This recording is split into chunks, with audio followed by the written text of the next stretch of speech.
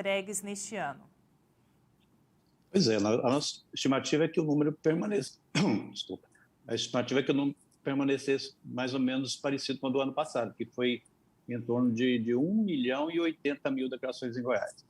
Mas esse número foi batido aí, como você disse, em 7,7%. Nós tivemos aí 1.171.776 declarações entregues em Goiás. Bom, a estimativa inicial, ela era que, embora a economia tenha reagido um pouco, né, e sempre o crescimento vegetativo da população, mas o fato das pessoas que declararam ano passado por causa do auxílio emergencial não estar obrigadas nesse ano, quer dizer, haveria essa redução para contrabalancear o aumento da renda das pessoas. No entanto, a gente percebe que esse aumento da renda, e também em virtude da não correção da tabela do imposto de renda, esses fatores fizeram com que houvesse esse aumento do número de declarações entregues. E em Goiás foram quantas, Jorge, declarações enviadas?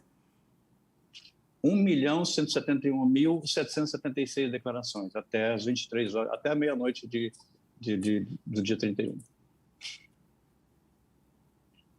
Em relação também agora à restituição, nós temos aqui também uma cartela, né, mostrando aqui as datas, os prazos para esses lotes, né, de restituição que vão ser pagos pela Receita Federal. Já está aí na tela para quem nos acompanha aqui na TV Sagres, também na nossa live no YouTube. Primeiro lote foi pago, então, no dia 31 de maio, né, anteontem. O segundo lote tem data prevista para o dia 30 de junho. Terceiro lote, dia 29 de julho. Quarto lote, no dia 31 de agosto. E o último lote, o quinto, no dia 30 de setembro. Nesse primeiro lote, Jorge, do dia 31, já foram contemplados aí quantas pessoas? Nós tivemos mais de 90.000 goianos, né, que foram contemplados nesse primeiro lote, que receberam algo em torno de 186 milhões de reais, né, que foram creditados na conta agora ontem, no dia de ontem.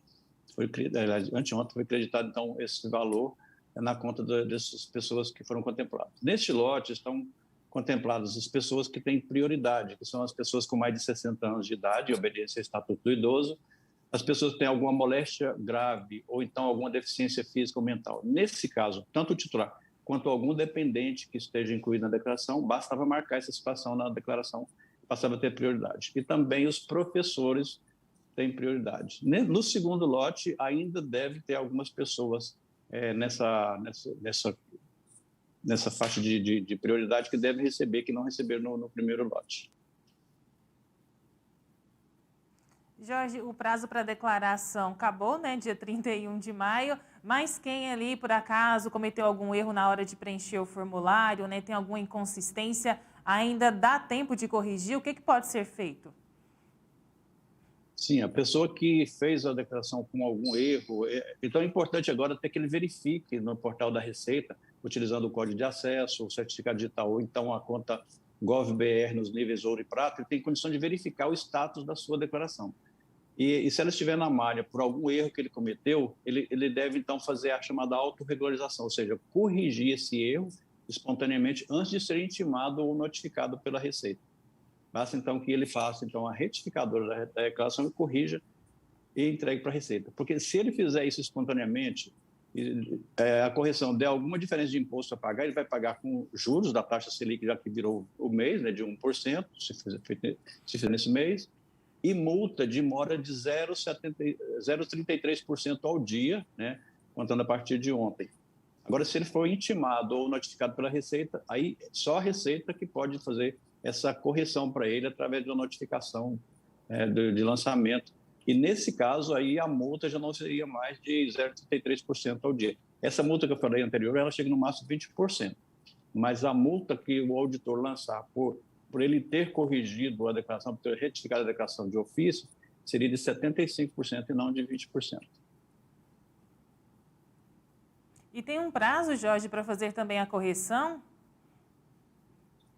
Ela pode ser feita a qualquer momento dentro do prazo decadencial, que é de 5 anos. Porém, ela tem que ser antes da Receita Federal intimá-lo ou notificá-lo. O contribuinte, então, não pode esperar ser intimado, porque aí ele perde essa espontaneidade que eu falei.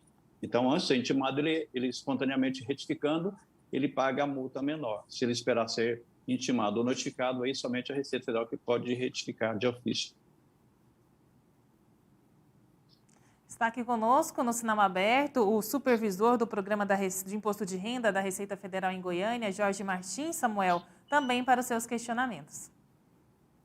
Ô Jorge, bom dia, obrigado aqui por nos atender mais uma vez. Jorge, no ponto que a Jéssica lhe perguntava agora há pouco, sobre a possibilidade de alterações aí no programa do imposto de renda, isso também pode ser para menos? Por exemplo, o contribuinte, ele declarou ali, mas ele depois descobriu que tem alguma compensação para fazer ali a sua dedução. Pode fazer essa alteração e aí pode ter um valor para menos? Bom dia, Samuel. É um prazer falar com você novamente. Olha, Samuel, pode sim. Essa retificadora pode ser para reduzir o imposto devido e, consequentemente, mudar o imposto a pagar. Vamos supor que ele teve imposto de R$2.000 a pagar. Aí depois ele descobre que cometeu algum erro, ele retifica a declaração, passando a ter R$1.000 de imposto a restituir. Ou seja, a diferença de R$3.000. O que vai acontecer? Esses R$1.000 que ficou de imposto a restituir na declaração, ele vai receber nos lotes normais de restituição através da declaração.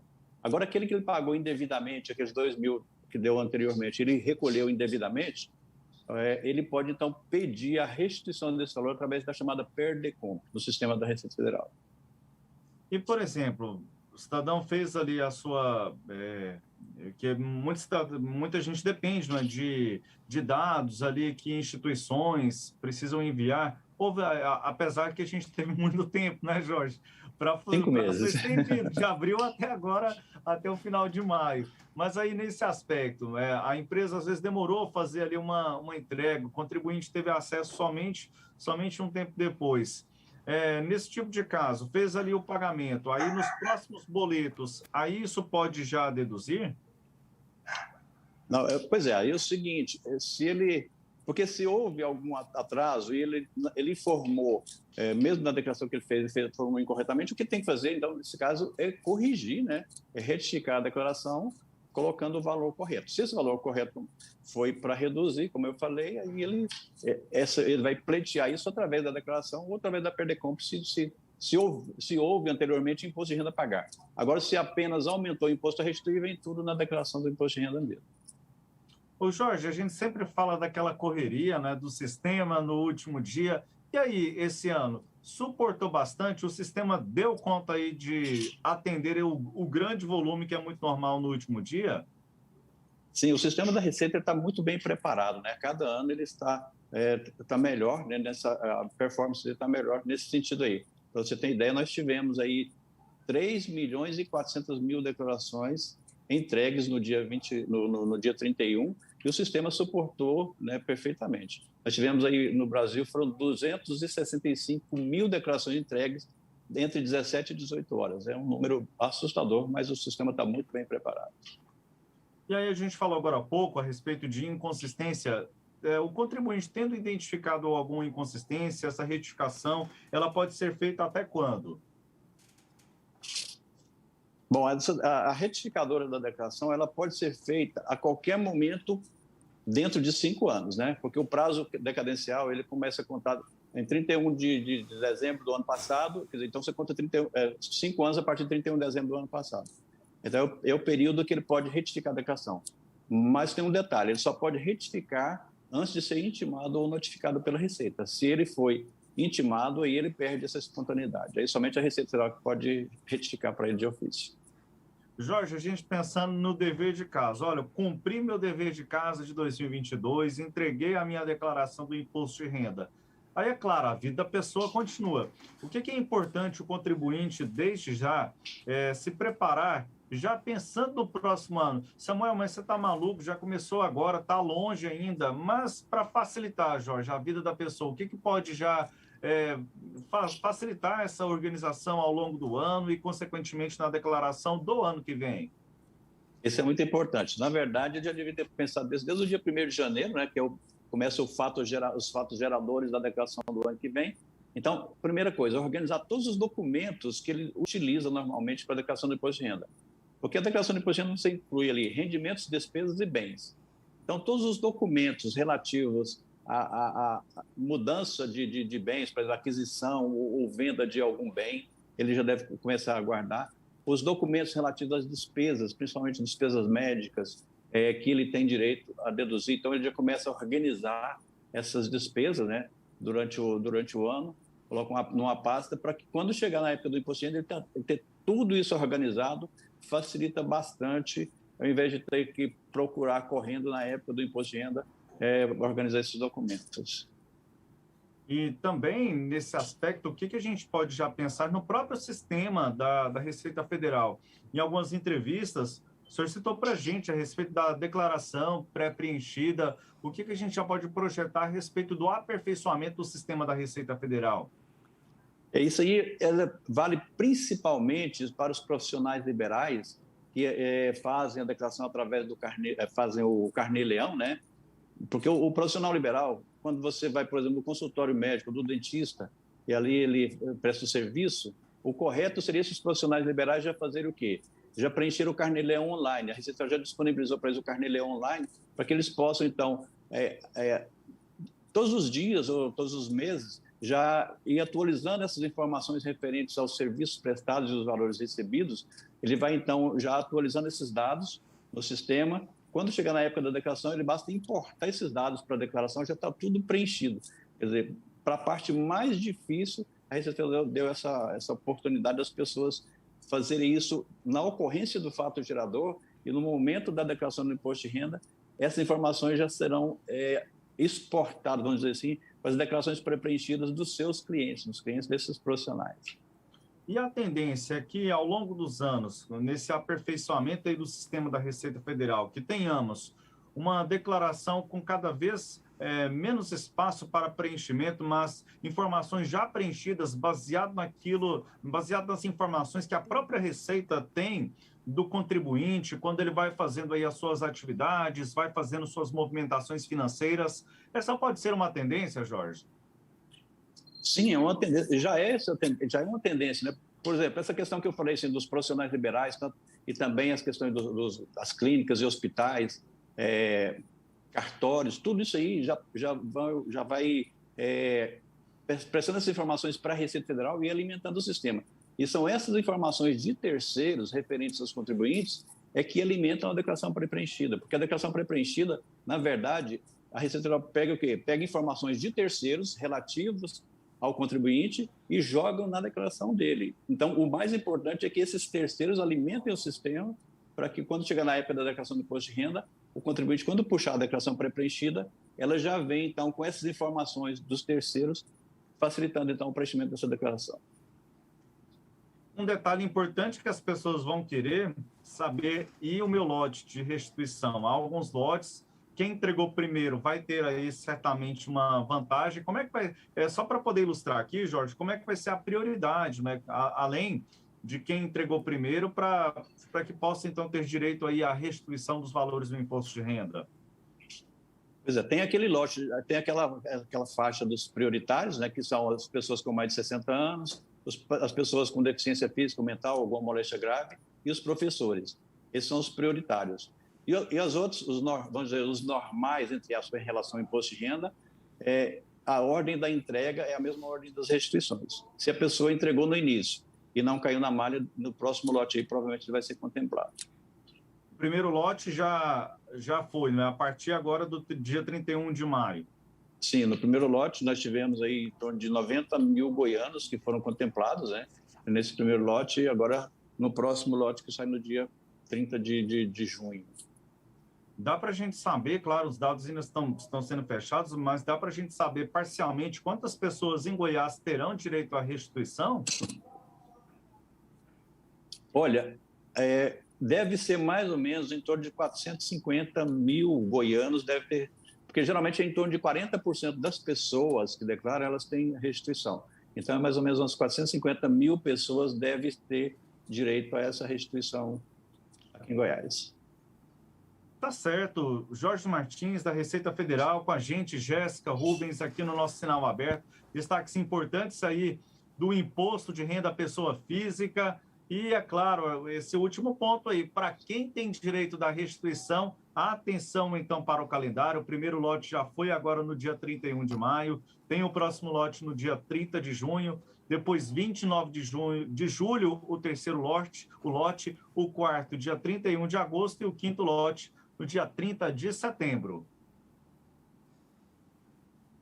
É isso, Jorge. Muito obrigada aqui pelas informações e esclarecimentos conosco aqui no Sinal Aberto. Bom trabalho e até uma próxima oportunidade. Nós agradecemos nessa oportunidade o apoio que a Sagres nos deu durante esse período do imposto de renda, aí, né? Ajudando a esclarecer os contribuintes, tá? E estamos sempre à disposição de vocês. Bom dia. Conversamos aqui no Sinal Aberto com o supervisor do programa do Imposto de Renda da Receita Federal em Goiânia, o Jorge Martins, e logo mais no nosso portal no Sagres Online, você já vai poder conferir também a íntegra desta entrevista. O presidente do Banco Central, Roberto Campos Neto, participou de uma audiência pública em Brasília, na Comissão de Defesa do Consumidor da Câmara dos Deputados. E ele analisou o cenário aqui econômico no Brasil, inclusive os índices de inflação. O Banco Central é quem toma, eventualmente, medidas para tentar controlar a inflação. Ele também falou, sobre o cenário mundial, além de fraudes com o uso do Pix. Vamos conferir destaques aí sobre essa presença do presidente do Banco Central na Câmara dos Deputados na reportagem. Em abril, a inflação acumulada medida pelo IPCA atingiu 12,03% em 12 meses, índice bem acima da meta de inflação do Banco Central para este ano, que é de 3,5%. O aumento foi mais forte nos preços de transportes, puxados pela alta dos combustíveis, além de alimentos, bebidas e energia elétrica. Em audiência na Comissão de Defesa do Consumidor, o presidente do Banco Central do Brasil, Roberto Campos Neto, disse que há uma inflação global causada pela demora dos bancos centrais em agir. Segundo Campos, as autoridades monetárias deveriam ter adotado mais cedo medidas como o aumento dos juros para retirar o excesso de dinheiro que os governos injetaram na economia de seus países durante a pandemia do coronavírus. A inflação começa a subir, os banqueiros centrais começam a entender que é uma inflação muito temporária. Por quê? Porque é uma inflação onde as pessoas estão com mais dinheiro temporariamente, estão sem mobilidade em casa, estão consumindo bens, mas não estão produzindo bens. Então agora a gente vai ver que isso não foi verdade. Essa presunção de que as coisas se equilibrariam naturalmente, uma vez que as economias se reabrissem, ela se mostrou inverídica. O deputado Ivan Valente questionou a política de aumento de juros, tanto pela eficácia no combate à inflação, quanto pelos efeitos sociais. Quando você aumenta os juros, quem ganha é quem tem investimento no mercado financeiro. O trabalhador está perdendo dos dois lados. Porque se você mantém um juro alto, não tem investimento, não tem geração de emprego, tem distribuição de renda. Só que a inflação também está comendo salário. O melhor instrumento de crescimento sustentável de longo prazo é ter a inflação sob controle. Agora, é óbvio, existem outras teorias. Existe uma teoria, por exemplo, que no final das contas os juros têm pouco impacto na inflação, então eu posso cair os juros com a inflação mais alta, porque no fim existem outros elementos que vão governar essa relação. A Turquia tentou fazer isso há um pouco tempo atrás, a inflação subiu, entrou um presidente do Banco Central que não acreditava nisso, ao invés de subir os juros, ele caiu. A moeda desvalorizou 94% e agora eles têm uma inflação gigantesca com uma possibilidade de ter que subir os juros mais de 15%. Os deputados Celso Russomano e Silvio Costa Filho pediram providências para combater as fraudes com o uso do Pix, instrumento criado pelo Banco Central. O Pix veio e ajudou bastante, mas ainda nós temos aí uma quantidade grande de golpes com Pix. E eu acho que, mais uma vez, se a gente alertar a população, fizer ações de alerta à população, nós podemos ajudar a evitar esses golpes. A indagação que eu faço, Vossa Excelência, se o Banco Central, dentro do último slide que Vossa Excelência apresentou, se tem feito esse debate com o sistema financeiro, com os principais bancos, com o mercado, sobre as fraudes remotas no Brasil. A fraude caiu muito durante a pandemia, porque as pessoas estavam em casa, tem menos fraude. Principalmente aquele tipo de sequestro relâmpago, aquelas incidências de assalto na boca do ATM, das caixas de retirar dinheiro. E aí, o que aconteceu, que a gente viu é que caiu durante a pandemia, aí o Pix foi lançado. Aí, depois, voltou a mobilidade. Quando voltou a mobilidade, ele voltou num percentual quase igual ao que estava antes da pandemia. Só que, ao invés de ter crime com TED, com DOC, passou a ter crime com Pix. Então, eu vi muitas vezes as pessoas associando o negócio ao